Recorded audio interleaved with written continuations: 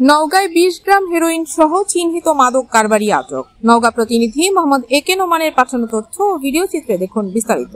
নওগাঁর মান্দা উপজেলার দেলুয়াবাড়ি হাট এলাকা থেকে পাইলট নামে এক চিহ্নিত মাদক কারবারিকে গ্রেফতার করেছে জেলা গোয়েন্দা পুলিশ। তার কাছ থেকে ২০ গ্রাম হেরোইন উদ্ধার করা হয়েছে।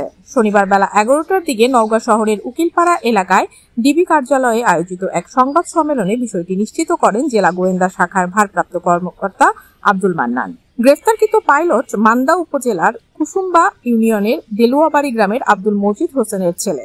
ওসি আব্দুল মান্নান জানান, পাইলট দীর্ঘদিন ধরে মাদক ব্যবসার সঙ্গে জড়িত এবং তার বিরুদ্ধে মাদক, হত্যা ও চাঁদাবাজি সহ মোট ৮টি মামলা রয়েছে। তিনি আরো জানান, গোপন সংবাদের ভিত্তিতে বৃহস্পতিবার রাতে পাইলটের নিজ বাড়িতে অভিযান চালানো হয়।